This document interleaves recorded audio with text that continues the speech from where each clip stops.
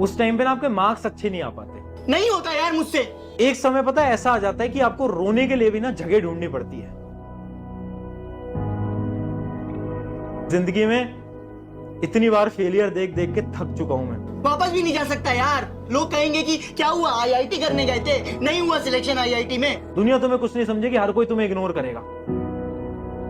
Marks बार बार कम आते रहते हैं और आप ना अंदर से थोड़ा टूट जाते हो। नालायक हूँ, मुझसे नहीं हो पाएगा आईआईटी, मुझे माफ कर दो। तुम्हें लगता है कि यार अब तो कुछ बचा ही नहीं है, क्या करूं क्या नहीं करूं। इमोशनल एक सिंपल सी स्टोरी बताता हूं जो कि मेरी जेई के टाइम की स्टोरी है। एक एग्जाम होता है आईआईटी जेई का। आई होप आप सबको पता होगा एक एग्जाम होता है आईआईटी जेई का। तो क्या हुआ था ना कि जेई का एग्जाम थोड़ा टफ होता है और उस टाइम पे ना आपके मार्क्स अच्छे नहीं आ पाते, है ना। मतलब टेस्ट दे रहे हो, 10th तक मार्क्स ठीक ठीक आ गए, अचानक से जेई का टेस्ट दिया तो उसमें तो मार्क्स ही बहुत कम आ गए और वो मार्क्स बार बार कम आते रहते हैं और आप ना अंदर से थोड़ा टूट जाते हो। ऐसा होता है ना कि लगने लगता है कि यार अब तो कुछ बचा ही नहीं है, क्या करूं क्या नहीं करूं। और वो कहने की बात है कि लड़के नहीं रोते बट लड़के बहुत रोते हैं, ठीक है। तो उस टाइम पे तो मैं भी बहुत रहा और एक समय पता है ऐसा आ जाता है कि आपको रोने के लिए भी ना जगह ढूंढनी पड़ती है।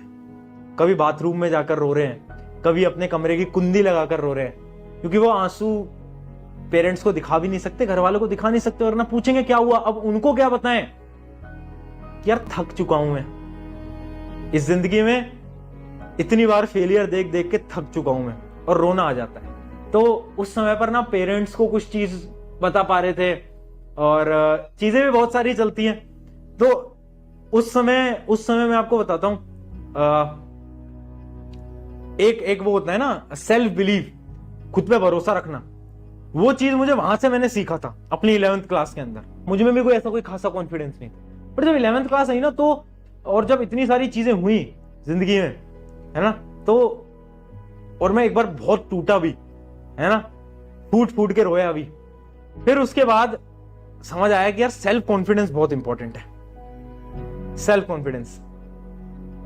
और वो जो सेल्फ कॉन्फिडेंस है ना, वो जब तक तुम खुद में नहीं ला पाओगे ना, तब तक दुनिया तुम्हें कुछ नहीं समझेगी। दुनिया तुम्हें कुछ नहीं समझेगी, हर कोई तुम्हें इग्नोर करेगा, हर कोई तुम्हें इग्नोर करेगा, बोलेगा ये क्या है, कुछ भी तो नहीं है, इसको इग्नोर करो। बट उस समय पर एक चीज ठान ली थी और तुम भी ठान लेना कि जिसने इग्नोर करा है, जिसने ये व्हाट्सएप पे इंस्टाग्राम पे तुम्हें सीन पे छोड़ा है ना, एक समय ऐसा भी आएगा जब वो लोग तुम्हें मैसेज करेंगे और तुम उनका रिप्लाई नहीं करोगे। एक समय ऐसा आता है ना। तो वो सारी चीजें होती हैं, बट वहां से बस मैंने एक चीज सीखी कि सेल्फ कॉन्फिडेंस लाना बहुत जरूरी है। और वो बस मुझे सेल्फ कॉन्फिडेंस आया, मैंने शीशे में खुद को देखा, मैंने कहा यार भाई रिजल्ट ही तो, मतलब मार्क्स ही तो कम आए, अगले में करेंगे। अगला टेस्ट दिया, फिर मार्क्स कम आ गए, है ना। तुम्हें ऐसा लग रहा होगा कि अगले में ज्यादा, नहीं, अगले में कम आ गए।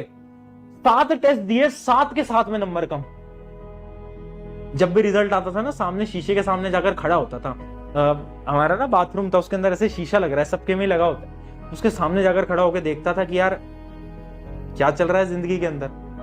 और बस धीरे धीरे चीजें चलती रही। बहुत बार लगा कि कुछ नहीं हो पाएगा, और फिर एक समय पर सोच लिया था कि अब कुछ हो ना हो, खुद पे भरोसा नहीं छोड़ना। चाहे पेरेंट्स को मुझ पे भरोसा नहीं है, रिश्तेदारों को भरोसा नहीं है, फर्क नहीं पड़ता, मुझे खुद पे भरोसा होना चाहिए। और वो खुद पे भरोसा आ गया ना, बस फिर चीजें सारी हो गई। फिर जेई का एग्जाम भी क्रैक हुआ, आईआईटी की सीट भी मिली, मतलब सारी चीजें हुई हैं। तो वो एक सेल्फ कॉन्फिडेंस वाली चीज होती है।